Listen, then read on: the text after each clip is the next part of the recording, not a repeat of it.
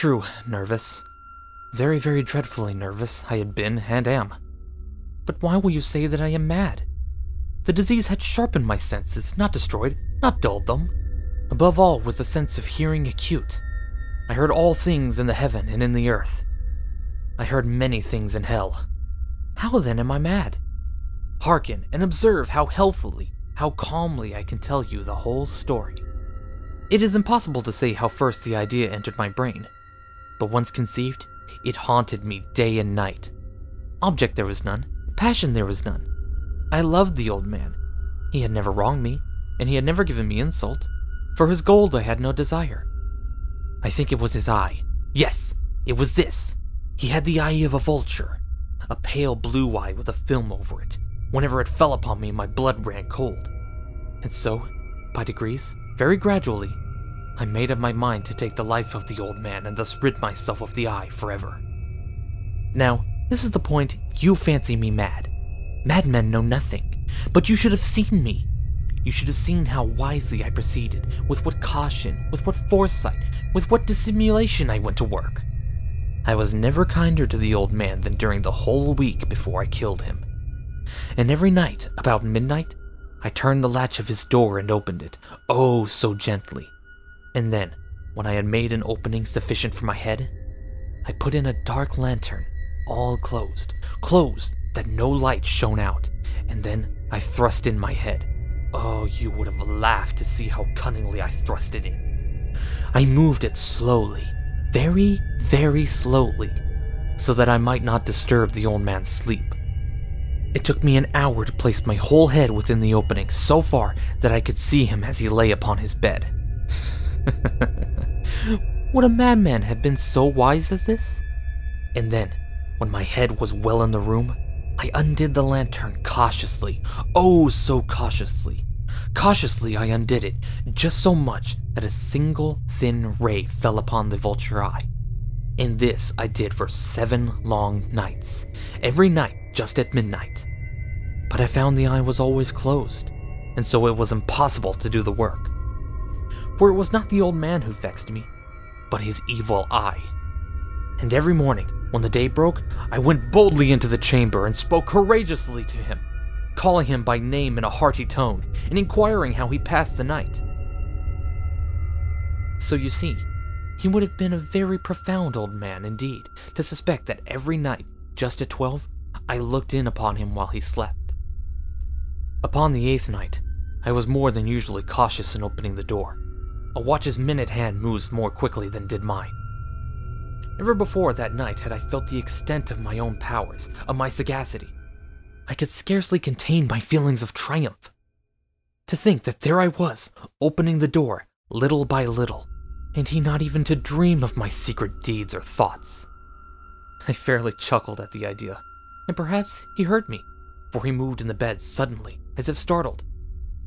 Now you may think that I drew back, but no, his room was as black as pitch with a thick darkness, for the shutters were closed fastened through the fear of robbers. And so I knew that he could not see the opening of the door, and I kept pushing it in steadily, steadily. I had my head in, and was about to open the lantern, when my thumb slipped upon the tin fastening, and the old man sprang up in bed, crying out, "Who's there?" I kept quite still, and said nothing. For a whole hour, I did not move a muscle, and in the meantime, I did not hear him lie down. He was still sitting up in bed, listening, just as I have done, night after night, hearkening to the death watches on the wall.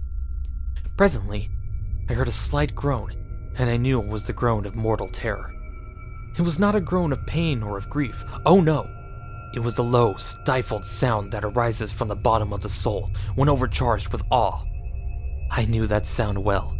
Many a night, just at midnight, when all the world slept, it was welled up from my own bosom, deepening with its dreadful echo, the terrors that distracted me. I say I knew it well. I knew what the old man felt. I pitied him, although I chuckled at heart. I knew that he had been lying awake ever since the first slight noise, when he had turned in his bed. His fears had been ever since growing upon him. He had been trying to fancy them causeless, but could not. He had been saying to himself, "It's nothing but the wind in the chimney," It is only a mouse crossing the floor. Or it is merely a cricket, which has made a single chirp. Yes, he had been trying to comfort himself with these suppositions, but he had found all in vain, because death, in approaching him, had stalked with his black shadow before him and enveloped the victim. And it was the mournful influence of the unperceived shadow that caused him to feel, although he neither saw nor heard, to feel the presence of my head within the room. When I had waited a long time, very patiently, without hearing him lie down, I resolved to open a very, very little crevice in the lantern. So I opened it. You cannot imagine how stealthily, until at length, a simple dim ray, like the thread of a spider, shot from out the crevice and fell upon the vulture eye. It was open, wide open, and I grew furious as I gazed upon it.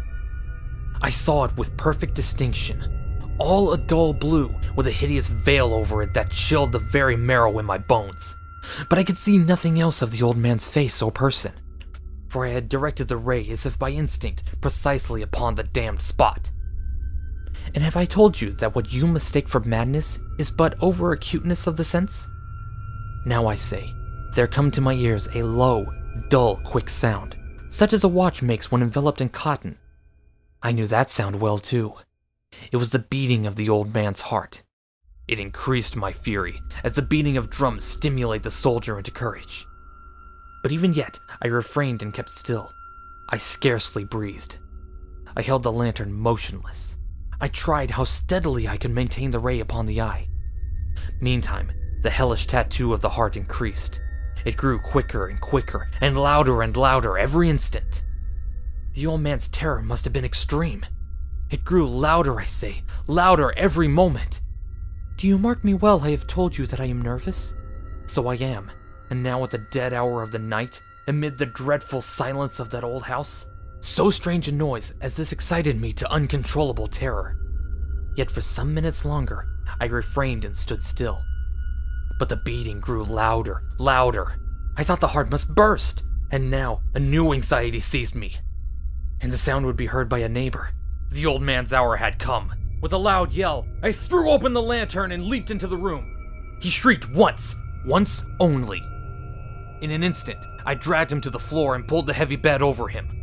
I then smiled gaily, to find the deed so far done, but for many minutes, the heart beat on with a muffled sound. This, however, did not vex me. It would not be heard through the wall. At length, it ceased. The old man was dead. I removed my bed and examined the corpse. Yes, he was stone dead. I placed my hand upon the heart and held it there for many minutes. There was no pulsation. He was stone dead. His eye would trouble me no more.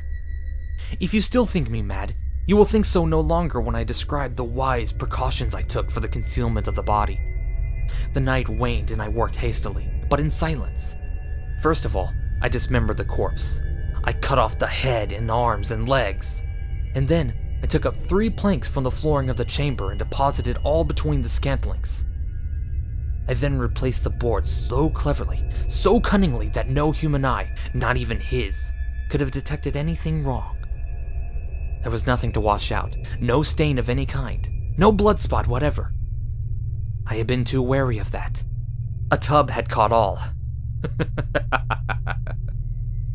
When I had made an end of these labors, it was 4 o'clock, still dark as midnight. As the bells sounded the hour, there came a knocking at the street door. I went down to open it with a light heart. For what had I now to fear? There entered 3 men, who introduced themselves with perfect suavity as officers of the police. A shriek had been heard by a neighbor during the night. Suspicion of foul play had been aroused. Information had been lodged at the police office, and they had been deputed to search the premises. I smiled, for what had I to fear? I bade the gentleman welcome. The shriek, I said, was my own in a dream. The old man I mentioned was absent in the country. I took my visitors all over the house. I bade them search well. I led them at length to his chamber. I showed him his treasures, secure, undisturbed. In the enthusiasm of my confidence, I brought chairs into the room and desired them here to rest from their fatigues, while I myself, in the wild audacity of my perfect triumph, placed my own seat upon the very spot which reposed the corpse of the victim. The officers were satisfied. My manner had convinced them. I was singularly at ease. They sat while I answered cheerily. They chatted of familiar things, but ere long, I felt myself getting pale and wished them gone. My head ached, and I fancied a ringing in my ears, but still they sat still and chatted. The ringing became more distant. It continued and became more distant. I talked more freely to get rid of the feeling, but it continued and gained definitiveness, until at length I found that the noise was not within my ears. No doubt, I grew very pale, but I talked more fluently and with a heightened voice. Yet the sound increased, and what could I do? It was a low, dull, quick sound, much such a sound as a watch makes when enveloped in cotton. I gasped for breath, and yet the officers heard it not. I talked more quickly, more vehemently, but the noise steadily increased. I arose and argued about trifles, in a high key and with violent gesticulations, but the noise steadily increased. Why would they not be gone? I paced the floor to and fro with heavy strides, as if excited to fury by the observations of the men. But the noise steadily increased. Oh God, what could I do? I foamed, I raved, I swore. I swung the chair upon which I had been sitting, and grated it upon the floors, but the noise arose over all and continuously increased. It grew louder, louder, louder, and still the men chatted pleasantly and smiled. Was it possible they heard not? Almighty God! No! No! They heard! They suspected! They knew! They were making a mockery of my horror. This I thought, and this I think. But anything was better than this agony. Anything was more tolerable than this derision. I could bear those hypocritical smiles no longer.